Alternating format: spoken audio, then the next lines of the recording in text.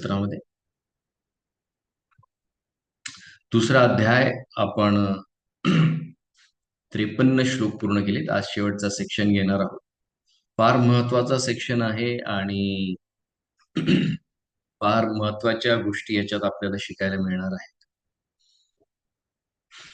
तर आजचा जो सत्र आहे त्याच्यात अर्जुन एक प्रश्न विचारेल आणि त्या प्रश्नाचं उत्तर भगवान कृष्ण देतील. आतापर्यंत भगवंताने अर्जुनाला स्थितप्रज्ञ व्यक्ती कसा असतो, स्थितप्रज्ञेचं दुसरं नाव आहे त्या व्यक्तीची बुद्धी जी आहे ती अचला झाली आहे. अचल चल म्हणजे ती स्थिर झाली आहे. स्थिर म्हणजे ती आता कुठल्याही गोष्टीने विचलित होणार नाही, भ्रमित होणार नाही. याचा अर्थ त्या व्यक्तीला ज्ञान जे आहे परिपूर्ण आहे. त्या ज्ञानाचा त्याचा साक्षात्कार पण झालेला आहे आणि त्या साक्षात्कारामुळे आता त्याला काही जाणून घ्यायचं असं खूप विशेष काही राहिलेलं नाही. म्हणून त्याची बुद्धी जी आहे ती आता स्थित झालेली आहे. ती स्थिर झाली. ती कुठेही हलणार नाही. कुठल्याही गोष्टीमुळे तिला भ्रमित करता येणार नाही. आता ज्यावेळेला अर्जुन अचला बुद्धी हा शब्द वापरतो, अचला बुद्धीलाच इथे हे बघा स्थितप्रज्ञ म्हटलं गेलेलं. स्थितप्रज्ञ म्हणजे ज्या व्यक्तीची बुद्धी अचल झाली आहे. आता तिला भ्रमित करता येणार नाही, तिला कन्फ्यूज करता येणार. तर असा जो व्यक्ती आहे त्याचे काय गुण असतात ते गुण मला जाणून घ्यायचे अशी जिज्ञासा अर्जुन कृष्णाला करतो. आता इथे अर्जुनाचा हा प्रश्न आहे, स्थितप्रज्ञस्य का भाष अर्जुन वाचे. बघा अर्जुन बोलला. अर्जुन काय विचारतोय? स्थितप्रज्ञ. कृष्णा तू आतापर्यंत सांगितलं की अचला बुद्धीचा तो व्यक्ती आहे त्याचे काय काय तो कसा असतो. पण इथे आता अर्जुन विचारतोय की मला त्याच्याबद्दल अजून जाणून घ्यायचं आहे. असा जो तू अचला बुद्धीचा व्यक्ती सांगितला तो अचला बुद्धीचा व्यक्ती कसा असतो हे तू मला सांग. तर इथे भगवंत त्याला अर्जुन भगवंताला विचारतो तिथं प्रज्ञस्य का भाषा. भाषा म्हणजे परिभाषा. परिभाषा म्हणजे डेफिनेशन किंवा एखादी जनरल व्याख्या मला त्या स्थितप्रज्ञ व्यक्तीची तू दे. समाधिस्तस्य केशव. असा जो व्यक्ती तू मागच्या श्लोकात बोलला ज्याची समाधी लागलेली आहे असा स्थितप्रज्ञ व्यक्ती केशव कसा असतो त्याबद्दल तुम्हाला सांग. स्थितधी किम प्रभाषेत किम आसीत व्रजेत किम. तर असे 3 प्रश्न, टोटल 4 प्रश्न आहेत. तिथे अर्जुन भगवंताला विचारतो स्थितप्रज्ञ व्यक्तीविषयी काय काय 4 प्रश्न आहे. भाषा त्याची जनरल परिभाषा दे, तो कसा असतो. त्याच्यानंतर विचारतात प्रभाषेत तो बोलतो कसा. आसीत तो बसतो कसा. व्रजेत तो चालतो कसा. म्हणजे थोडक्यात एखाद्या व्यक्तीची पर्सनॅलिटी कशी असते ते इथे अर्जुन भगवंताला विचारतात. तर पर्सनॅलिटीमध्ये बोलणं, उठणं, बसणं, चालणं या सगळ्या गोष्टी आपण बाह्य दृष्टीने विचार करतो.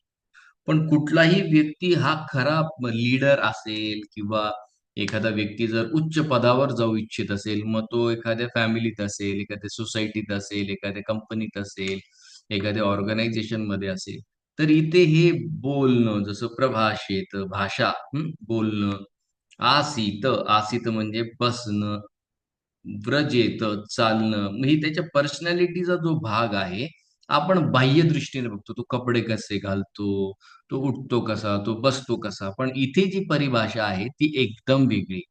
आपल्याला बाह्य परिभाषा माहिती आहे, पण आंतरिक परिभाषा माहित नाही. आज इथे भगवंत आपल्याला आंतरिक परिभाषा सांगतील, की एक स्थितप्रज्ञ व्यक्तीची काय-काय लक्षणं असतात.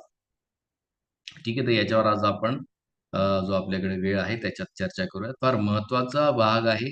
एकही श्लोक मिस करू नका. नोटबुक, पेन, पेपर रेडी ठेवा. मुद्दे लिहायला सुरू करा. कारण एकेका श्लोकामध्ये खूप शिकण्यासारखं आहे. आपण फक्त वरवर घेत आहोत, तरी बरेचसे मुद्दे इथे तुम्हाला आज क्लिअर करणार आहोत आपण. तर हा जो 55वा श्लोक आहे, इथे जनरल परिभाषा केली, जनरल डेफिनेशन दिलेली आहे. एखाद्या स्थितधी, एखाद्या स्थितप्रज्ञ, एखाद्या अचला बुद्धी, एखाद्या समाधिस्थस्य केशव, समाधी असलेल्या व्यक्तीचे लक्षण, बाह्य लक्षण, एक जनरल लक्षण इथे त्याचे दिलेले आहेत. सगळ्यात पहिले श्री भगवान वाच. कृष्ण बोलले. भगवान म्हटले गेले त्यांना प्रजा हाती यदा कामात सर्वान पार्थ मनोगता. त्या व्यक्तीने त्याच्या सगळ्या भौतिक इच्छांचा त्याग केलेला आहे. बरं का त्याग केलेला आहे? सर्वान पार्थ मनोगतान, कारण त्याला हे कळलंय की मनामध्ये इच्छा जन्म घेतात. म्हणजे एखाद्या समुद्रात जशा लाटा जन्म घेतात आणि समुद्रातच त्या लाटा नष्ट होतात, त्याच प्रकारे मनात इच्छा निर्माण होतात आणि मनातच इच्छा संपतात. ही गोष्ट त्याला कळलेली आहे. हा फार महत्वाचा मुद्दा आहे. ही आपल्याला गोष्ट फार महत्वाची आहे समजणं. कारण आपल्याला वाटतं की एखादी इच्छा पूर्ण झाली तरच मला संतुष्टी वाटेल, असं नाहीये. अ, याचं उदाहरण पुढे भगवंत देणार आहेत. तर हे आपल्याला आधी ते समजून घ्यायचं. तर हा जो स्थितप्रज्ञ व्यक्ती आहे, त्याने त्याच्या इच्छांचा त्याग केला आहे. कारण त्याला कळलंय की इच्छांचं जन्मस्थान हे मन आहे. जसं लाटा समुद्रातच जन्म घेतात आणि तिथे संपतात. त्याच प्रकारे इच्छा यांचं जन्म आणि मरणस्थान हे मन आहे, हे आपल्याला माहिती पाहिजे. हे त्याला कळलंय म्हणून तो आत्मनी एव आत्मनः तुष्ट. तो स्वतःमध्ये आनंदी राहायला शिकतो. म्हणजे तो आनंद बाहेर कुठे शोधत नाही, तर स्वतः तो व्यक्ती संतुष्ट राहतो. ते कसं ते आपण नंतर बघूया. अशा व्यक्तीला भगवान कृष्ण म्हणतायत स्थितप्रज्ञ तदो उच्यते. अशा व्यक्तीला स्थितप्रज्ञ म्हटलं गेलेलं आहे. कोणाला? ज्याने सर्व इच्छांचा त्याग केलेला आहे. का? कारण त्याला कळलंय सगळ्या इच्छा मनात जन्म घेतात आणि मनात मरण पावतात. जसं समुद्रातल्या लाटा जन्म घेतात आणि पाण्यातच त्यात नष्ट होतात. म्हणून तो व्यक्ती बाहेर सुख शोधत नाही, तो अंतर्विश्वात सुख शोधतो. अशा व्यक्तीला स्थितप्रज्ञ म्हटलं गेलेलं आहे. आता आता 56 आता 56 आणि 57 55व्या श्लोकात आपण पाहिलं जनरल डेफिनेशन. आता थोडं स्पेसिफिक याच्यात आपल्याला जायचं आहे. ओके. आता प्रभाषित या प्रभाषित. आता प्रभाषित म्हणजे बोलणं, भाषा. आता बोलणं म्हणजे काय? बोलणं म्हणजे एखादा व्यक्ती ज्यावेळेला त्याला त्याच्याबद्दल चांगलं बोललं जातं, एखाद्या वेळेला त्याच्याबद्दल खराब बोललं जातं. अशा वेळेला तो कुठल्या शब्दांमध्ये त्या स्थितीला हाताळतो किंवा तो कुठले शब्द वापरतो, त्याची भाषा कशी असते, तर ते इथे त्याच्यावरनं आपल्याला लक्षात येतं, की हा व्यक्ती स्थितप्रज्ञ आहे की नाही. ओके. तर प्रभाषित म्हणजे काय?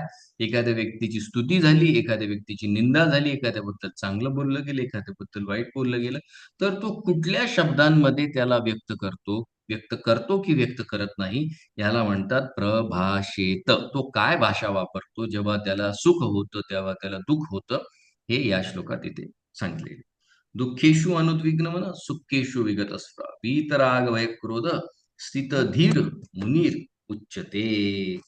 तर स्थितधीर जो मुनी आहे, त्या मुनीची उच्चते. कोणाला स्थितधीर मुनी म्हटलं गेलेलं आहे? टाकून ते बोले दुःखेषु अनुद्विग्न म्हण. ज्यावेळेला कोणी वाईट बोलतं, उद्विग्न. उद्विग्न म्हणजे इथे ते सांगतायत अनुद्विग्न. उद्विग्न म्हणजे काय? जेव्हा एखादा व्यक्ती कटू बोलतो, त्यावेळेला मनात उद्विग्नता म्हणजे निराश असेल किंवा खराब वाटणं असेल, त्याला उद्विग्न म्हटलं गेलं. दुःखेषु अशा स्थितीत तो व्यक्ती दुःखी होत नाही. सुखेषु विगतस्पृहा, आणि ज्यावेळेला खूप व्यक्ती चांगलं बोलतो, त्यावेळेला तो खूप सुखी पण होत नाही. का? वीत. वीत म्हणजे त्याच्यात नाहीये. राग, राग म्हणजे आसक्ती, भय, त्याच्यात भय आणि क्रोध, या 3 गोष्टींचा त्याच्यात समाविष्ट नाही किंवा या 3 गोष्टी त्याच्यात उत्पन्न होत नाही. ज्या व्यक्तीमध्ये या 3 गोष्टी उत्पन्न होत नाही, सुखात तो खूप जास्त सुखी होत नाही, दुःखात तो खूप वाईट मानून घेत नाही, त्याच्यात भय, राग आणि क्रोध नाहीये, असा व्यक्ती स्थितधी असतो, असं इथे त्याची परिभाषा केलेली आहे.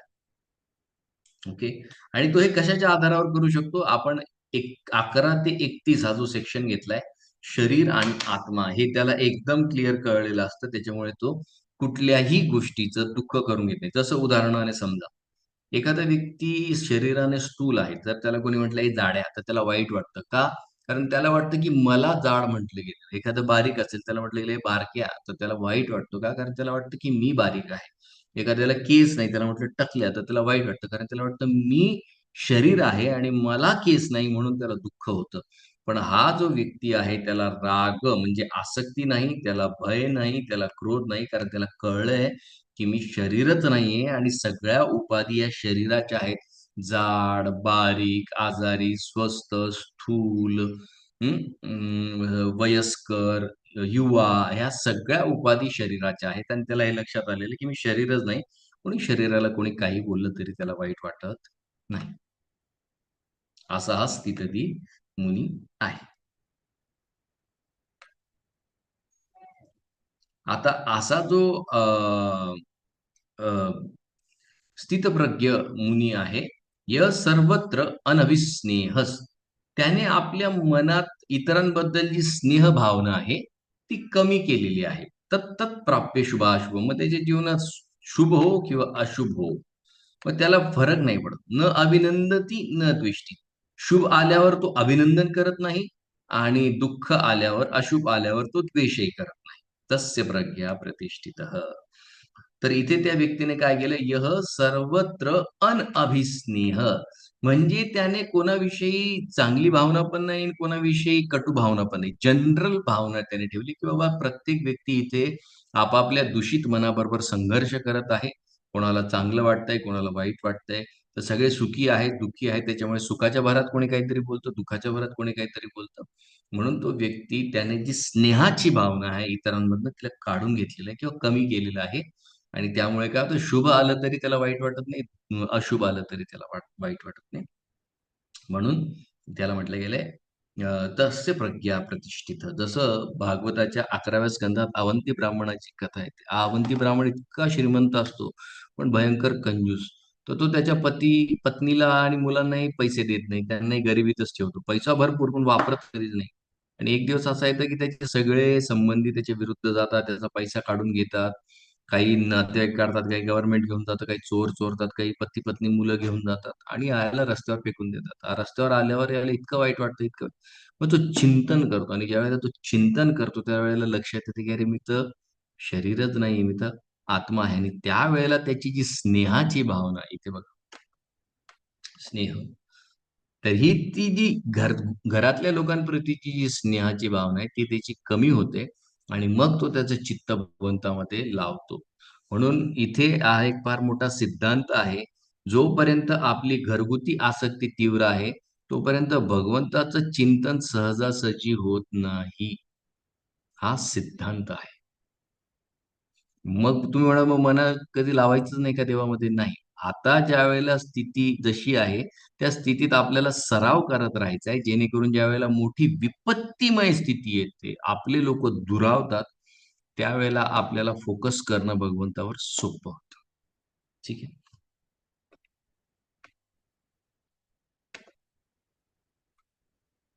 आता आता पहिला मुद्दा झाला. पहिला मुद्दा काय होता? प्रभाषेत तो बोलतो कसा? म्हणजे त्याची स्तुती झाली तर तो कसा वागतो? त्याची निंदा झाली तर तो कसा वागतो? तर सगळ्या अवस्थेमध्ये तो सम आहे. त्याचा रिस्पॉन्स एकदम चांगला असतो. तो कोणालाही तिथे कटू बोलत नाही. का? कारण त्याने त्याचा होमवर्क केलेला आहे, साधना केलेली आहे. त्याला साक्षात्कार झालाय, की मी शरीर नाही, मी आत्मा आहे. आता दुसरं, दुसरं आहे आसीत. तो बसतो कसा? आता बसणं कशाविषयी सांगितलंय? तर बसणं सांगितलंय इंद्रियांविषयी. म्हणजे तो त्याच्या इंद्रियांवर त्याचा संयम कसा आहे, इथे त्याबद्दल सांगितलं. हा फार महत्वाचा सेक्शन आहे. याला नीट ऐका, मनःपूर्वक ऐका. तर आसीत म्हणजे बसणं. जसं इंद्रिय बाहेरच्या दिशेने पळायला लागतं. म्हणजे एखादी सुंदर वस्तू, व्यक्ती, स्थिती, स्थान दिसले की आपण पळायला लागतो. आपले डोळे पळायला लागतात. म्हणजे आपली दृष्टी तिकडे पळते. एखादं चांगलं म्युझिक वाजलं की कान पळतात. गंध आला की नाक पळतं. हं. खाण्याची गोष्ट आली तर आपली जिव्हा तिकडे पळते. तर इंद्रिय कसे उठतात आणि कसे बसतात, म्हणजे त्याचा इंद्रियांवर किती संयम आहे, याचं नाव आहे आसीत. 58 ते 63 हा त्याचा सेक्शन आहे. नीट लिहून घ्या. 58 ते 63 हा आसीत. इंद्रियांवर त्याचं नियंत्रण कसं आहे, याच्याविषयी इथे सांगितलं गेलंय.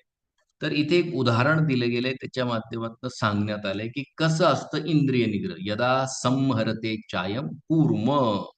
कूर्म म्हणजे कासव. अंगानीव सर्वशः ज्या वेळेला एखाद्या कासवाला बाहेरून धोका वाटतो, अंगानीव सर्वश, तो सगळे अंग ओढून घेतो. इंद्रियानी इंद्रियार्थेभ्यस तस्य प्रज्ञा प्रतिष्ठित. त्याच प्रकारे एखादा जो आत्मसंयमी व्यक्ती असतो, इंद्रियानी, इंद्रिय म्हणजे कान, नाक, डोळे, जीभ आणि त्वचा. इंद्रिय अर्थ म्हणजे डोळे काय खातात? रूप. नाक काय खातं? गंध. जीभ रस. त्वचा स्पर्श. कान शब्द. या दोघांचा जेव्हा कॉन्टॅक्ट होतो, म्हणजे डोळ्यांना जेव्हा एखादं चांगलं रूप दिसतं, त्यावेळेला आपण त्या इंद्रियांवर नियंत्रण करू शकतो का? कासवासारखं. म्हणजे त्यावेळेला मला असं वाटतं का, की ही गोष्ट जर माझ्या मनात गेली, तर माझ्या मनाला त्रास होऊ शकतो. त्यावेळेला तुम्ही इंद्रियांचं नियंत्रण करू शकता का? जसं कासव करतो, कूर्म अंग. कूर्म अंग म्हणजे जसं तो आपल्या सगळ्या इंद्रियांना पाहिजे तेव्हा आत घेतो आणि पाहिजे तेव्हा बाहेर काढतो. त्याच प्रकारे इंद्रिय आणि इंद्रिय अर्थ यांचा जेव्हा कॉन्टॅक्ट होतो, संयोग होतो, त्यावेळेला आपण कासवाप्रमाणे वागतो का? की ही गोष्ट चांगली आहे, ही गोष्ट चांगली नाही. मोबाईलवर एखादं घाणेरडं दृश्य दिसलं, त्यावेळेला आपल्याला डोळे, आपले कान तिथून काढता येतात का? मग त्याचा अभ्यास आपण योग्य करतो आहोत का? या गोष्टीविषयी आपल्याला इथे भगवंत सांगतायत. आपल्याला विल पॉवर बद्दल नेहमी सांगितलं जातं, पण भगवंत इथे म्हणतात विल पॉवर पेक्षा वोंट पॉवर जास्त महत्वाची आहे. वोंट म्हणजे नाही म्हणणे शिकलं पाहिजे. म्हणून इथे एकदम सिंपल सोल्युशन दिलंय. Out of site, out of mind. आपल्या समोर अशा कुठल्याच गोष्टी ठेवू नका, ज्याच्याने तुमचं मन दूषित होईल. याच्याने मनात चंचलता उत्पन्न होईल. अशा सगळ्या गोष्टींना तुम्ही बाहेर ठेवा, लांब ठेवा. म्हणजे इंद्रिय आणि इंद्रिय अर्थाचा संयोग होणार नाही आणि आपले इंद्रिय शांत राहतील. जसं कासवाला पाहिजे तेव्हा तो इंद्रिय आत घेतो, पाहिजे तेव्हा तो इंद्रिय बाहेर काढतो. इतका त्याचा स्वतःवर कंट्रोल असतो. मग आता तुम्ही म्हणणार, की "अहो, कासवाचं तर ठीक आहे ना, पण प्रत्येक वेळेला काय आता आपण डोळे बंद करणार का? की कान बंद करणार बाहेरच्या जगात वावरताना?" बरोबर आहे तुमचं म्हणणं. मग त्याच्यासाठी काय सोल्युशन? मग एखादी खराब गोष्ट दिसली, तर त्यावेळेला आपण काय डोळे बंद करणार का रस्त्यावर चालता-चालता? तर पडून जाईल कोणी, कारण पुढे एखादी गोष्ट आली तर अडकून जाईल. मग काय करायचं? मग त्याला त्याच्यापेक्षा उत्तम असं सोल्युशन भगवंत देतात, जे सर्व अवस्थेत आपल्याला कामात येतं. ते इथे भगवंत सांगतायत. नीट ऐका, फार महत्वाचा हा विषय आहे. इथे भगवंत सांगतात, "विषया विनिवर्तन्ते निराहारस्य देहिनः रसवर्जं रसप्यस्य परं दृष्ट्वा निवर्तते." तर इथे विषय म्हणजे जे विषय वस्तू आहे, विनिवर्तन्ते, आपण त्याला दूर लोटण्याचा प्रयत्न करतो, नाही म्हणण्याचा प्रयत्न करतो. निराहारस्य म्हणजे कुठेतरी आपल्या इंद्रियांना निराहार करण्याचं, तो आहार कमीत कमी देण्याचा प्रयत्न करायचा आहे. पण काय बऱ्याच वेळेला ही गोष्ट सिद्ध होत नाही. आपलं मन, आपलं इंद्रिय आपल्याला त्या चुकीच्या ठिकाणी ओढून घेऊन जातात. मग अशा वेळेला जर मला बाहेर पडायचं असेल, तर मला काय करावं लागेल? रसवर्जम रसप्यस्य. मला अशा रसाचा शोध घ्यावा लागेल. तो जो कसा आहे, परम दृष्ट्वा, उत्तम आनंद देणारा आहे. उदाहरणार्थ घ्या. जसं कुठलीही गोष्ट इंद्रिय आणि इंद्रिय अर्थ, विषय वस्तू, इंद्रिय आणि विषय वस्तू यांचा जेव्हा संयोग होतो, त्यातनं रस उत्पन्न होतो. म्हणजे चहा प्यायल्यावर छान वाटतं. ते छान वाटणं नसतं, त्याच्यातनं एक रस उत्पन्न झालेला आहे. त्याच्यामुळे तुम्हाला छान वाटतं. एखादं रूप तुम्हाला आवडलं, तर ते रूप नाही, त्याच्या रूपामुळे तुमच्या मनात रस उत्पन्न झालाय, म्हणून तुम्हाला ते छान वाटलं. शब्दाने पण रस होतो, तो स्पर्शानेही रस होतो. सगळ्या गोष्टी रसात परिणित होत असतात. ओके. एखादा व्यक्ती दारू का पितो? कारण त्याच्यात रसाचा अनुभव आहे आणि तो रस सारखा-सारखा. स्त्री-पुरुष सारखं मैथून आनंद का घेऊ इच्छितात? कारण त्याच्यात रस आहे. ओके. पण हे रस कसे असतात? हे रस आपल्याला खाली ओढतात. म्हणजे त्यांची आपल्याला सवय लागते आणि आपला स्वतःचा जो इंद्रिय नियंत्रण आहे तो सुटतो. म्हणजे एखादा व्यक्ती दारू पितो. असं कुठलाच व्यक्ती नाही जो दारू पितो आणि स्वतःवर खूप नियंत्रण आहे. आणि एक ना एक दिवस त्याचं नियंत्रण सुटणार आणि चुकीची घटना त्याच्याकडून घडणार. हे मात्र निश्चित आहे. आज नाही तर उद्या. हं.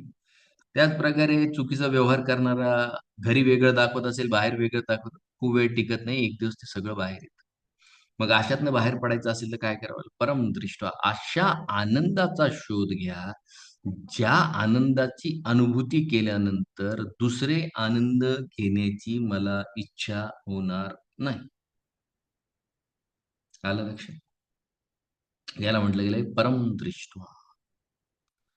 जो भौतिक रस आहे त्याला वर्ज्य करायचं आणि जो परम रस आहे त्याचा सारखा-सारखा अनुभव घ्यायचा, सारखा-सारखा आनंद घ्यायचा. म्हणजे आपल्या ज्या खराब सवयी आहेत त्या सहज निघून जातात. आलं लक्षात. एखाद्या व्यक्तीला जर चुकीची सवय असेल, त्याच्यातनं त्याला बाहेर कसं काढावं? तुम्हाला समजा एखादा मुलगा मोबाईल गेम्स खेळण्यात खूपच जास्त ॲब्सॉर्ब झालाय, खूपच जास्त गुंतलाय. परमदृष्टो वर्तते. क्रियेला क्रिया दिली जाते. त्याला गेम्सच्या ऐवजी तुम्ही बाहेर खेळायला घेऊन जा, बाहेर ट्रेकिंगला घेऊन जा, कॅम्पिंगला घेऊन जा, फिरायला घेऊन जा. तुम्ही एखाद्या नदीच्या किनाऱ्यावर त्याला घेऊन जा. तिथे रेतीत खेळवा, तिथे मातीत खेळवा, झाडांवर चढवा. असं जर सारखं-सारखं करत राहिलात, तर त्याला जो गेम खेळण्याची सवय आहे ती निघून जाते. त्याला म्हणतात परमदृष्ट्या निवर्तते. आलं लक्षात?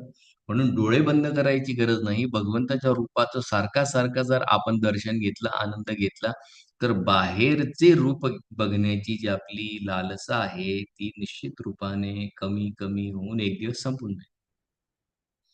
आता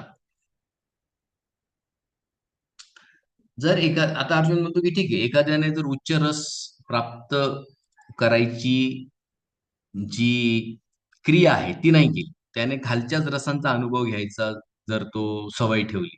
त्याने विल पॉवरच्या वोंट पॉवर नाही डेव्हलप केली. नाही म्हणण्याची शक्ती इंद्रियांमध्ये जर त्याने डेव्हलप नाही केली आणि परम रसाचा आनंद जर त्याने घेतला नाही, निम्न रसाचा जर आनंद घेत राहिला तर काय होईल? ते अर्जुनाला भगवंत सांगतात. "यततो ह्यपि कौंतेय."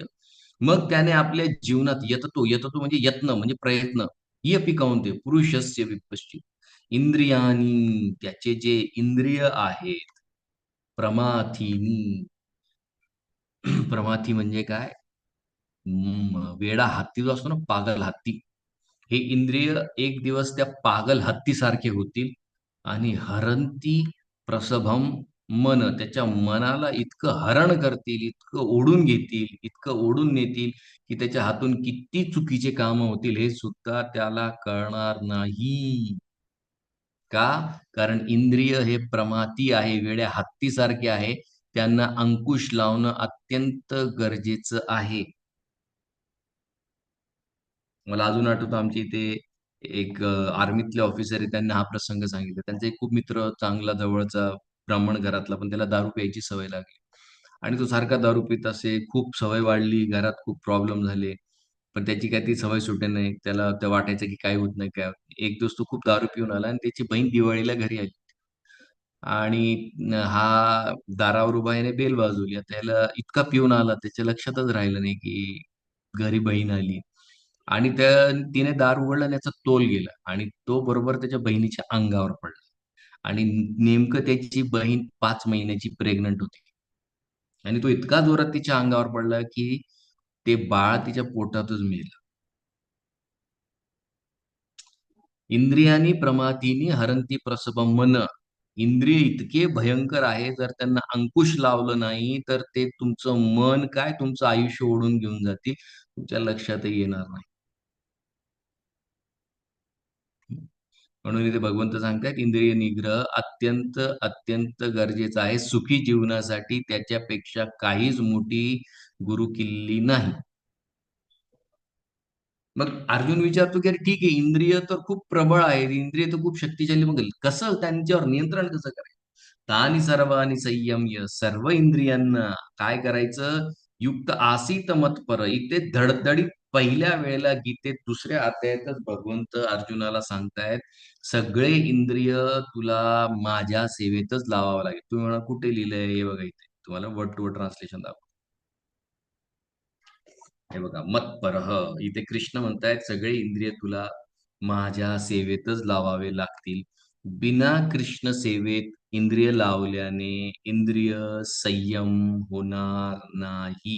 हे बघा, संयम्य युक्त, युक्त म्हणजे लावणे. कोणात लावणे? मत्परः. कृष्ण म्हणतात माझ्या. तिथे दिसतंय का तुम्हाला? मत्परः. मत म्हणजे मी. पर म्हणजे सारखं-सारखे इंद्रिय तू माझ्यात लाव. मत्परः. म्हणून कुणी जर म्हणत असेल, की मला काय कृष्ण गरजेचे आहेत? कृष्ण सेवेशिवाय इंद्रिय शुद्ध होणार नाही. मग तुम्ही म्हणाल मी शंकरात माझी इंद्रिय लावेल. मी तुम्हाला शास्त्रातनं प्रमाण देतो. कृष्णाचं एक नाव आहे अच्युत. जितके मोठे मोठे देवी देवता आहेत ते सगळे आपलं मन कृष्णामध्ये गुंतवतात. ब्रह्माजींचा प्रसंग येतो 3ऱ्या स्कंदामध्ये, जिथे ते वाक नावाची त्यांची कन्या आहे, तिच्या मागे त्यांचं मन खूप आकृष्ट होतं आणि त्यावेळेला त्यांना लक्षात येतं की अरे हे तर चुकीचं आहे. मग तिथे ते भगवान कृष्णांचं स्मरण करतात आणि भागवत म्हणतं की कृष्ण स्मरण केल्यानंतर त्यांचं मन शुद्ध झालं. भगवान शंकर ज्यावेळेला मोहिनी देवीच्या मागे पळतात आणि ज्यावेळेला त्यांचं शक्तीचा नाश होतो आणि त्यांना कळतं की अरे बापरे हे तर विष्णूचा अवतार आहे. तर ते विष्णूची स्तुती करतात की काय तुम्ही किती शक्तिशाली आहात आणि तुमच्यावर माझं मन मी नेहमी ध्यानस्थ करतो आणि थोड्या वेळासाठी तुमच्यापासून माझं मन ध्यानस्थ झालं नाही तर बघा आज माझी काय अवस्था आहे. पण तरी तुम्ही इतके शक्तिशाली आहात आणि तुम्ही माझे मालक आहात या गोष्टीचा मला आनंद आहे. तर सगळे जितके देवी देवता आहेत, सगळे आपलं मन शुद्ध ठेवण्यासाठी भगवान कृष्णांमध्ये त्या मनाला लावतात आणि त्यांनी त्यांची मन कृष्णात लावले असल्यामुळे वशेही त्यांची सगळे इंद्रिय वश म्हणजे त्यांच्या कंट्रोलमध्ये आहे. यस्य इंद्रियानी त्यांची सगळे इंद्रिय कंट्रोलमध्ये आहेत का? युक्त आसीत मत्प्रकारे सगळ्यांनी ते कृष्ण सेवेत लावलेले आहे. मग इंद्र, चंद्र, वरुण, ब्रह्मा, भगवान शंकर, माता पार्वती कोणीही घ्या तुम्ही. सगळ्यांनी आपापली मनं कृष्णात जोडलेली आहे. मग जर सगळ्या देवी-देवतांनी कृष्णात जोडलेली आहे, तर मग आपण का नाही? आणि ते कृष्ण तर स्वतः त्यांच्या मुखात सांगतायत, "युक्त आसीत मत्पर." माझ्यात जोपर्यंत इंद्रिय तुम्ही लावत नाही सेवेमध्ये, इंद्रिय शुद्ध होणार नाही आणि शुद्ध नसतील तर इंद्रिय निग्रह हा भागच येत नाही. आनंद तर फार लांबची गोष्ट आहे. मग आता अर्जुन म्हणतो, की ठीक आहे लक्षात आलं, की तुझी सेवा करणं गरजेचं आहे. तुझी सेवा केल्यावरच कृष्ण माझे इंद्रिय शुद्ध होतील. आता मला कृष्ण हे सांग, की एखाद्या व्यक्तीने जर इंद्रिय त्याची नाही लावली तुझ्या सेवेत, तर त्याचं काय होईल? तर इथे भगवंत सांगतायत, "ध्यायतो." हां, हे 2 श्लोक फार महत्त्वाचे आहेत. नीट लक्षात घ्या. ध्यायतो म्हणजे एखाद्या व्यक्तीने कृष्णावर जर ध्यान नाही केलं, इतर दुसऱ्या गोष्टीवर ध्यान केलं तर त्याचं काय होतं? ध्यायतो, ध्यायतो म्हणजे ध्यान करणं. विषयान, विषयान म्हणजे विषय वस्तू, रूप, रस, गंध, स्पर्श, शब्द. पुंस म्हणजे व्यक्ती. ध्यान केल्यानंतर दुसरी स्टेज येते संग. त्या व्यक्ती, वस्तू, स्थिती, स्थानाविषयी संग म्हणजे आसक्ती उपजायते. त्याच्यात उपज होते म्हणजे त्याच्याविषयी संग म्हणजे आसक्ती वाढत जाते. एखाद्या मोबाईलकडे तुम्ही दिवसेंदिवस विचार करत राहा, तो घ्यायचा ही तुमची त्याची घेण्याविषयीची आसक्ती वाढत राहील. मग ज्यावेळेला तो संग वाढतो, ती आसक्ती वाढते. ती आसक्ती दुसरं रूप घेते त्याचं नाव आहे काम. काम म्हणजे पॉसेसिव्हनेस. हे बघा, ती प्राप्त करण्याची इच्छा याला म्हटलं गेलंय काम. आता ती खूप प्रबळ होत चालली तुमची इच्छा. संगात संजय आहे ते काम. म्हणजे आता ही गोष्ट पाहिजेच मला आणि जर ती गोष्ट तुम्हाला मिळाली नाही, तर क्रोध येतो, राग येतो. म्हणून आपल्यामध्ये ज्यांना क्रोधाविषयी प्रॉब्लेम आहे, रागाविषयी प्रॉब्लेम आहे, आपल्याला एकच गोष्ट पहिले शोधून काढायची आहे. ध्यायतो मी कुठल्या गोष्टीचं चिंतन करतोय. अतिचिंतनामुळे त्याच्याविषयी माझं आकर्षण उत्पन्न झालंय आणि नुसतं आकर्षणच नाही, तर त्याविषयी मला ती प्राप्त करून माझी बनवून ठेवायची जी लालसा उत्पन्न झाली, तिचं नाव आहे काम आणि ज्यावेळेला ते काम पूर्ण होत नाही, तेव्हाच क्रोध येतो. म्हणून क्रोधाचा डायरेक्ट कनेक्शन कशाशी आहे? आसक्ती आणि आसक्ती कुठून उत्पन्न होते? ध्यायतो त्या व्यक्तीविषयी, स्थानाविषयी सारखं-सारखं जेव्हा चिंतन होतं, त्याच वेळेला आसक्ती होते आणि जिथे आसक्ती पूर्ण होत नाही, तिथे क्रोध निर्माण होतो. म्हणून क्रोध आला, की पहिले हे शोधायचं, की मी कुठल्या गोष्टीशी आसक्त आहे, कुठल्या गोष्टीविषयी मी सारखं-सारखं ध्यान करतो. ठीक आहे?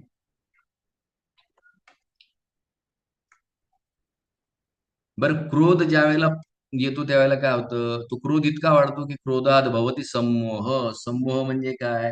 आता त्याच्या मनात संमोह निर्माण झालाय, भ्रम निर्माण झालाय आणि तो भ्रम निर्माण झाल्यामुळे काय स्मृती विभ्रम, चांगलं काय, वाईट काय याचं मला काही भान राहत नाही. जे आधीचे अनुभव आहेत ते माझे काही कामात येत नाही. स्मृतिभ्रंशात बुद्धीनाशो. माझ्या बुद्धीचा नाश होतो आणि बुद्धिनाशात प्रणश्यती. मग मी सारखे सारखे चुकीचे काम पुढे करत राहतो. किती चुकीचं झालं याच्याशी मला काही घेणं देणं नाही, पण माझी जी आसक्ती आहे ती पूर्ण करण्यासाठी मग मी कुठल्याही स्तरापर्यंत जाऊ शकतो. बघा, ही इतकी मोठी शृंखला आहे. म्हणून ध्यान कशावर लागलं आहे ते आपल्याला समजणं फार गरजेचं आहे. मग आता प्रश्न हा येतो, की बघा अहो, का मग सगळा संसार सोडून द्यायचा का? इथे तो रूप, रस, गंध, शब्द, स्पर्श इतके सगळ्या गोष्टी आहेत. मग याच्यातला कसलाच आनंद घ्यायचा नाही का? नाही, तसं नाही. 2 गोष्टी लागतील जर आपल्याला इथे आनंदही घ्यायचा आणि सुखी पण राहायचं असेल तर. पहिले काय लागेल? भगवंताने पहिल्या मागच्या 2 श्लोकात सांगितले इंद्रिय निग्रह लागेल आणि दुसरं आसक्ती विरहित तुम्हाला व्हावं लागेल. ते कसं? आता ते बघूयात. जसं इंद्रिय निग्रह कशासाठी? कारण किती गरजेचं आहे हे त्याच्यावरनं ठरतं. आणि दुसरी गोष्ट आसक्ती का नको? कारण आपण प्रवासात आहोत. प्रवासात असलेले व्यक्ती, वस्तू, स्थिती, स्थान एका मर्यादित काळापर्यंत असतं. जसं आपल्या घरात एखादी प्रिय व्यक्ती असते. ती प्रिय व्यक्ती अचानक जर आपल्यातनं गेली तर आपल्याला दुःख होतं. का? कारण जिथे अति आसक्ती आहे, मग तिथे आपली बुद्धी काम नाही करत ना. जसं मागच्या श्लोकात आपण पाहिलं, "बुद्धिनाशात प्रणश्यते." बुद्धीच काम करत नाही. मग यांच्याबरोबर असं का झालं? हे तर इतके चांगले होते. यांनी तर काही कोणाचं वाईट केलं नाही. आता ज्यावेळेला एखाद्या व्यक्तीशी तुम्ही आसक्त असता, त्यावेळेला त्याची वाईट जागाच तुम्हाला दिसत नाही. उदाहरणाने सांगतो. हिरण्यकशिपूने या जगाला इतका त्रास दिला, इतका त्रास दिला. रावणाने इतका त्रास दिला. पण रावण मेला, हिरण्यकशिपू त्यांच्या दोघांच्या आया रडत होत्या. का माझा मुलगा, माझा मुलगा? अहो, पण हो तुमच्या मुलाने जगाला काय छळलंय तुम्हाला माहिती नाहीये का? माहिती आहे, नाही तरी माझा मुलगा चांगला, माझा मुलगा चांगला. अहो, पण बाकीचं बुद्धिनाशात प्रणश्यती. म्हणून इंद्रिय निग्रह आणि आसक्ती कमीत कमी तरच जीवनाचा आनंद घेता येतो. नाहीतर जीवनात आनंद घेता येणार नाही. ठीक आहे. हा झाला दुसरा सेक्शन. दुसरा सेक्शन कुठला होता? आपण पहिले पाहिलं का भाषा म्हणजे जनरल डेफिनेशन. तो होता 55वा श्लोक. प्रभाषेत तो बोलतो कसा? 56-57. आसीत तो बसतो कसा? 58 ते 63. हे झाले तो बसतो कसा? बसतो म्हणजे इंद्रियांचं कसं तो वापर करतो. आता शेवटचा सेक्शन. तो आहे 64 ते 71. तो चालतो कसा? चालणं म्हणजे काय? म्हणजे एखादा प्रलोभन ज्यावेळेला त्याच्या समोर येतो, तर त्याची इंद्रिय आतल्या दिशेने जातात, की त्याची इंद्रिय बाहेरच्या दिशेने जातात? याला म्हणतात व्रजेचं. त्यांची इंद्रिय कुठल्या दिशेने चालायला लागतात जेव्हा प्रलोभन येतं. याचं नाव आहे व्रजेत. आता इथे भगवंत सांगतायत, की एखाद्या व्यक्तीला जर आनंदी राहायचं असेल, तर त्याला ह्या गोष्टी कराव्या लागतील. राग, आसक्ती कमीत कमी, द्वेष म्हणजे इथे काय मिळालं तर जास्त आनंद नाही करायचा. नाही मिळालं तर द्वेष नाही करायचा. मग हा जो स्थिती व्यक्ती आहे, याच्यात आसक्ती पण नाही आणि याच्यात द्वेष पण नाही. विमुक्त, मुक्त नाही, विमुक्त, विशिष्ट मुक्त आहे हा व्यक्ती. विषयान इंद्रियश्चरान, ज्यावेळेला त्याच्यासमोर विषय वस्तू येतात, त्यावेळेला त्याच्या मनात रागही नाही, द्वेष नाही. आत्मवश्येर विधेय आत्मा, तो स्वतःमध्ये संतुष्ट आहे. एखादा व्यक्ती जेव्हा बाहेर गोष्ट बघून आनंद घेतो, त्यावेळेला समजून घ्यायचं, की अजूनही आपण आतून असंतुष्ट आहोत. म्हणून आपल्याला बाहेरून एखादी व्यक्ती, वस्तुस्थिती लागते. जसं एखाद्याला भूक लागली, तर तो बाहेर शोधतो. बाळाला भूक लागली, तो आईला शोधतो. कारण आई त्याला दूध आणून देणार बाहेर. बाहेरून म्हणजे त्याच्या शरीराच्या बाहेर ती गोष्ट. त्याच्या शरीरात नाहीये ती. आई तिच्या शरीरातनं बाळाच्या शरीरात टाकणार. तर इथे इथे ते सांगतायत, की विषयान इंद्रियच्या विषय जरी आले, तरी हा व्यक्ती आनंदही मानत नाही आणि त्याचा द्वेषही करत नाही. विमुक्त आहे आणि तो स्वतः आनंद घेतो. प्रसादम अधिगच्छति. असा जो व्यक्ती आहे, हा नेहमी प्रसादम म्हणजे संतुष्टीचा अनुभव तो व्यक्ती करत असतो.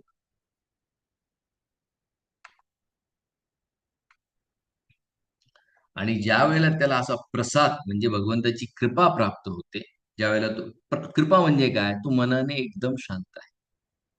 त्याला म्हणतात कृपा. मग आपल्याला ही हे जाणवतं का, की एखादा व्यक्ती ज्यावेळेला आपल्यातनं निघून जातो, तो व्यक्ती प्रवासी आहे ना, सहप्रवासी आहे. त्याचा काळ निर्धारित आहे.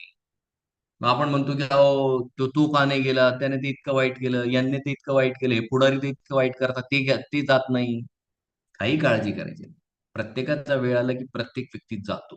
पण आज आपल्याला ते का पटत नाहीये? कारण आपलं ज्याच्याविषयी आसक्ती आहे तो व्यक्ती गेला. पण तो गेल्यानंतर आपलं मन शांत राहतं का? नाही. मग आपल्याला राग म्हणजे आसक्ती आपल्या व्यक्तीविषयी आणि द्वेष. द्वेष कोणाविषयी? जे गेले नाहीत त्यांच्याविषयी द्वेष. अहो, मग याने तर इतकं वाईट केलं, हा का नाही गेला, तो का नाही गेला? म्हणजे याचा अर्थ अजून आपल्याला आपलं मन शांत नाही, स्थिर नाही. म्हणून आपल्याला खूप आध्यात्मिक वाचन करावं लागेल. गीतेचा रोज पाठ करावा लागेल. गीतेचे सिद्धांत समजून घ्यावे लागतील. तेव्हा प्रसाद आहे, तेव्हा मन आपलं शांत. ठीक आहे. आणि ज्यावेळेला मन शांत होईल, प्रसादे सर्व दुःखानां. मग जीवनात कितीही दुःख येऊ द्या, हानीर अस्योपजायते. मग त्यावेळेला आपल्याला असा त्रास नाही होणार. हानीर अस्य उपजायते. म्हणजे कितीही नाश झाला जीवनात तरी आपल्याला त्याचं त्रास होणार नाही. कारण आपल्याला कळेल, की बाबा आपण शरीरच नाही, आपण आत्मा आहोत. प्रसन्न चेतसा यासु आणि चेतना कशी राहील? प्रसन्न राहील प्रत्येक अवस्थेत. का? कारण माहिती आहे, की प्रत्येक व्यक्ती आपल्याबरोबर जो आहे, तो आपला सहप्रवासी आहे. काही कालानंतर तो निघून जाईल. मग ती पत्नी असेल, पती असेल, आपले नातेवाईक असतील, मुलं असतील, आई-वडील असतील, कोणी असू शकतं. प्रसन्न चेतसा यासु बुद्धी पर्यावतिष्ठते. त्याची बुद्धी आहे त्या स्थितीतनं हलत नाही. एकदम स्थिर राहते. म्हणजे तो बुद्धीने कन्विन्स्ड आहे, की ह्या जगात आपण सहप्रवासी आहोत. हे शरीर मी शरीर नाही, मी आत्मा आहे आणि माझा संबंध हा भगवंताशी आहे, भगवान कृष्णांशी आहे. कृष्ण सेवा केल्यानंतरच माझं मन शांत होतं. ठीक आहे. आता मग अर्जुन म्हणतो, "अरे मग सुखी होण्यासाठी काय करावं लागेल?" भगवंत म्हणतो, "एकदम सोपा उपाय सांगतो." भगवंत म्हणतात, "न अस्ति बुद्धिर अयुक्तस्य." ज्याची बुद्धी माझ्याशी कनेक्टेड नाही. नचायुक्तस्य भावना, ज्याच्या भावना माझ्याशी कनेक्टेड नाही. नचा भावयत शांती, असा व्यक्ती कसा शांत असेल रे? अशांतस्य कुतो सुखम आणि तो अशांत आहे त्याच्या जीवनात सुख कुठून येणार? एकदम क्लिअर सांगितलं भगवंतानी.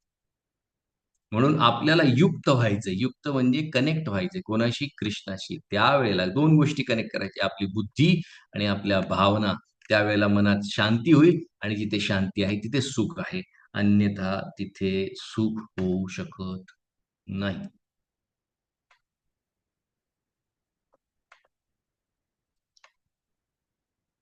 आता अर्जुनाचा परत तोच प्रश्न फिरून-फारून अर्जुनाला काही गोष्टी पटत नाहीये. तो म्हणतो, "अरे, पण मग इंद्रिय काही इतकी सोपी आहे का कृष्ण नियंत्रण करायला?" भगवान म्हणतात, "बरोबर आहे. पण करावी तर लागतील. म्हणे नाही केली तर काय होतं? मला पाहिजे तसं वागलो, पाहिजे तसं जगलो, तर काय प्रॉब्लेम काय आहे कृष्ण त्याच्यात?" मग भगवंत ते उदाहरणाने सांगतात.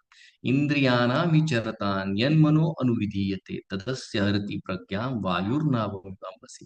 एखाद्या तलावामध्ये, एखाद्या नदीमध्ये एखादी जर नाव उभी आहे आणि जोराचा वारा आला, तर ती तो जो वारा आहे, त्या तो वारा त्या बोटीला ओढून नेतो. त्याच प्रकारे ज्यावेळेला इंद्रियांमध्ये हं, जेव्हा इंद्रिय एखाद्या विषय वस्तूवर चरताम तिच्याकडे पळायला लागतात, त्यावेळेला तदस्य हरती प्रज्ञा, तुझी बुद्धी काहीच कामात येणार नाही आणि तुझे जे इंद्रिय आहे, जे चरण करतायत, चरण म्हणजे पळतायत, बाहेरच्या दिशेने पळतायत. हे पाहिजे, हे पाहिजे, हे पाहिजे. ते तुझ्या प्रज्ञेला, तुझ्या बुद्धीला ओढून घेऊन जातील. जसं जोराचा वायू येतो, तो नावेला ओढून घेऊन जातो. तसे एक-एक इंद्रिय इतकं शक्तिशाली आहे, इतकं शक्तिशाली आहे, की ते आपल्याला ओढून घेऊन जातात. कधी डोळे ओढून घेऊन जातात, कधी कान, कधी जीभ, कधी त्वचा. सगळे इंद्रिय आपल्याला ओढत राहतात. तसं एखाद्या ओटीला एखादं वायू ओढून घेऊन जातो. म्हणून इंद्रिय निग्रह करणं अत्यंत, अत्यंत गरजेचं आहे. मग ते कसं करणार? परत भगवंत तेच सांगतायत, की इंद्रियानी इंद्रियार्थेभ्य. इंद्रिय जिथे-जिथे गरजेचे आहे, त्याच अर्थवस्तूमध्ये त्याला लावा. जितकं गरजेचं आहे तितकं घ्या आणि मनाला जर कृष्णामध्ये जर तुम्ही लावलं, निग्रहिता आणि सर्वश, तर निश्चित रूपाने त्या इंद्रियांचं निग्रह होऊ शकतं आणि मग तुमची प्रज्ञा म्हणजे बुद्धी ही स्थिर राहू शकते. आता इथे भगवंत दोन लोकांविषयी सांगतायत. मग अर्जुन म्हणतो, "अरे पण सगळेच लोक असं थोडी आहे ना. काही लोक असे पण आहेत ज्यांनी इंद्रिय निग्रह केला." भगवंत म्हणतात, "बरोबर आहे." 2 प्रकारची लोकं आहेत अर्जुना. 2 प्रकारची लोकं. त्यांच्या दोघांची सकाळ आणि रात्र वेगळी-वेगळी आहे. इथे भगवंत उदाहरण, "या निशा सर्वभूतानां तस्यां जागृती." जागृत अवस्था. हं. एक व्यक्ती आहे, त्याची जागृत अवस्था वेगळी आहे आणि एक व्यक्ती आहे, त्याची सुप्त अवस्था वेगळी आहे. जसं इथे 2 गोष्टी दिलेल्या आहेत. या निशा, निशा म्हणजे रात्र. या निशा सर्वभूतानां तस्यां जागृत संयमी. तर इथे 2 गोष्टी दिल्या. जागृत म्हणजे अवेक असणं. यस्यां जागृत भूतानी सा निशा पश्यतो मुनी. म्हणजे ह्या दोघींची जागे राहण्याची वेळ वेगळी आहे. म्हणजे दिवस आणि रात्र आणि जागृत अवस्था त्यांची दोघांची वेगवेगळी आहे. आता मी तुम्हाला थोडक्यात हे सांगतो. एखादा आत्मसाक्षात्कारी जो व्यक्ती आहे, इथे त्यांनी काय सांगितलं भगवंताने, आत्मसाक्षात्कारी व्यक्तीची जेव्हा रात्र होते, त्यावेळेला इंद्रिय विषय वस्तूचा आनंद घेणाऱ्या व्यक्तीची सकाळ होते. आणि ज्यावेळेला इंद्रिय विषय वस्तूंचा आनंद घेणाऱ्या व्यक्तीची रात्र असते, त्यावेळेला आत्मसाक्षात्कारी व्यक्तीची सकाळ होते. मग असं कसं काय? बघा ना तुम्ही, आजकाल आता मी इथे पुण्यात आहे. तर इथे आत्ता 9:30 नंतर इथे त्यांची नाईट लाईफ सुरू होणार. आता म्हणजे सगळे युवा मुलं-मुली बाहेर निघतात 9 नंतर आणि रात्री येणार 3-4 वाजेला, झोपणार सकाळी 4 म्हणजे आपण जेव्हा 4-4:30 उठतो, त्यावेळेला हे लोकं झोपायला लागतात. तर इथे भगवंत काय सांगतायत, की एक व्यक्ती आहे, जो जागे आहे. कधी जागे आहे? कशासाठी जागे आहे? तो भगवत प्राप्तीसाठी जागे आहे. आणि दुसरा पण जागे आहे. पण तो कशासाठी? तो हे शोधण्यासाठी जागे आहे, की कुठे इंद्रिय भोग मिळेल, कुठे मला आनंद मिळेल, कुठे मला थोडंफार सुख मिळेल, याच्यासाठी तो जागृत आहे. तर दोघांच्या जागृत अवस्थांची डेफिनेशन वेगळी आहे. म्हणजे एक जागृत आहे आत्मसाक्षात्कारासाठी, एक जागृत आहे इंद्रिय भोगासाठी. एकाची वेळ वेगळी आहे, एकाची वेळ वेगळी आहे आणि दोघांचे परिणाम पण वेगवेगळे आहेत. जो इंद्रिय भोगासाठी सतत जागृत असतो. माझ्या परिवाराचं काय होईल? माझ्या मुलांचं काय होईल? माझ्या आई-वडिलांचं काय होईल? माझा बँक बॅलन्स किती होईल? माझं पुढे कसं होईल? असा तो व्यक्ती आहे शोक, मोह, भयापह. त्याला शोक, मोह आणि भय नेहमी ग्रासलेले असतात. पण जो आत्मसाक्षात्कारासाठी प्रयत्न करतो, तो नेहमी आनंदी राहतो. कारण त्याला कळतं, की आता माझा शेवटचा जन्म आहे. इथून पुढे मला परत इथे येणं नाही. हं. म्हणून आपल्याला जागृत राहायचंय कशासाठी? भगवत प्राप्तीसाठी, भगवंताचा शोध घेण्यासाठी. म्हणजे आपले दैनंदिन कर्म करता भगवंताची प्राप्ती आपल्याला करायची आहे. सोडण्याची इथे काहीच गरज नाही. मग आता अर्जुन म्हणतो, की "ठीक आहे, असं केल्याने काय होईल?" मग इथे भगवंत सांगतात, "अपूर्यमानं अचलं प्रतिष्ठा समुद्रमाप प्रविशन्ति यत् ता तद्वात् काम ये प्रविशन्ति सर्वे स शांतिमाप्नोति न कामकाम." मग तो म्हणतो अर्जुन प्रश्न विचारतो, की मग असा जो आत्मसाक्षात्कारी व्यक्ती आहे, त्याच्या मनात इच्छा नाही उत्पन्न होत का? भगवंत म्हणतात, "नाही, तसं काही नाही. त्याच्या मनातही इच्छा येतात." मग तो म्हणतो, "मग हा कसा काय हाताळतो?" मग ते इथे सांगतात, जसं एखादं समुद्र आहे. हे पहा समुद्र आपः प्रविशन्ति यद्वत्. समुद्रामध्ये खूप साऱ्या नद्यांचा प्रवेश होत असतो. पण त्याच्याने समुद्रामध्ये काही खळबळ होते का? समुद्र ओसांडून वाहतो का? नाही. त्याच प्रकारे जो आत्मसाक्षात्काराच्या मार्गावर चालतो, त्या व्यक्तीच्या मनामध्येही खूप साऱ्या इच्छा येत जात राहतात. पण तो इतका खोल गेलेला असतो, जसा समुद्र किती खोल आहे, त्याच्यात किती पाणी टाकलं तरी काही फरक पडत नाही. त्याच प्रकारे हा भगवत भजनामध्ये इतका खोल गेलेला असतो, की त्याच्यात कितीही इच्छांचा उगम झाला, तरी तो शांत राहतो. "स शांतिमाप्नोति न कामकामी." न कामकामी म्हणजे काय? तो त्या इच्छा पूर्ण करण्याच्या मागे धावत नाही.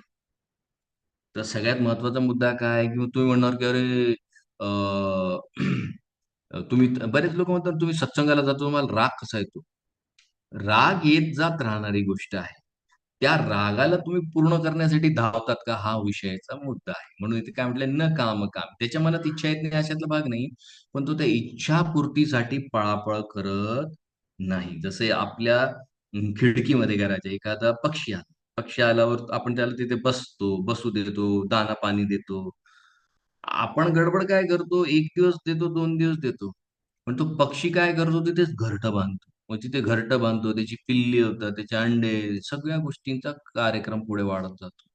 मनात विचार येत जात राहतात. एखाद्या मनातल्या विचाराला आपण जेव्हा धरतो, मग तो मनातला विचार काय करतो, तिथे अंडे देणं, मग त्या अंड्यांचे अंडे, मग त्यांचे अंडे, अंडे असे सगळं तो क्रम सुरू होतो.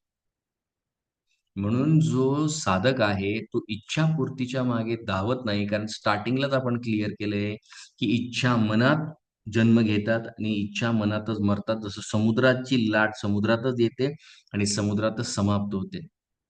जसं समुद्र हा लाटा तयार करण्याचं मशीन आहे, तसं मन इच्छा उत्पन्न करण्याचं मशीन आहे. तुम्ही कितीही इच्छा पूर्ण केल्या तरी त्या संपणार नाही. म्हणून स्वतःहून थांबावं लागतं. जर स्वतःहून थांबलो नाही, तर इच्छा जन्म घेणं कधीच थांबणार नाही आहे. आलं का लक्षात? म्हणून इथे भगवंत अर्जुनाला सांगतात, विहाय कामान्य सर्वान. या विषयांच्या वस्तूंविषयी आणि या इच्छांच्या मागे लागू नको. पुमांश्चरत निस्पृहा. निस्पृहा म्हणजे अ, त्याच्या मनात काही इच्छा नाही. आता इच्छा म्हणजे अ, मला ही गोष्ट मिळाली तर मी आनंद होईल असं काही. निर्ममो, इथे माझं काही नाही. निरअहंकार, त्याने सगळ्या गोष्टींचा अहंकार सोडून दिलेला आहे, की या जगात माझं काही आहे नाही. सशांती गच्छति. असाच व्यक्ती शांतीची प्राप्ती करू शकतो. नाहीतर तो शांती आपल्या जीवनात कधीच प्राप्त करू शकत नाही. आणि असा जो व्यक्ती आहे, एषा ब्राह्मी स्थिती पार्थ नैनम प्राप्य विमुह्यते. स्थितावास्यम अंतकाले. अंतकाल म्हणजे ज्या वेळेला तो शरीर सोडेल, असा व्यक्ती ज्याची लक्षणं आतापर्यंत आपण पाहिली. ब्रह्मनिर्वाण मृच्छती. तो माझ्याकडे परत येतो. ब्रह्मनिर्वाण म्हणजे तो माझी प्राप्ती करेल, याच्यात काहीही संदेह नाही. ठीक आहे. अशा प्रकारे हा दुसरा अध्याय इथे समाप्त होतो. ठीक आहे.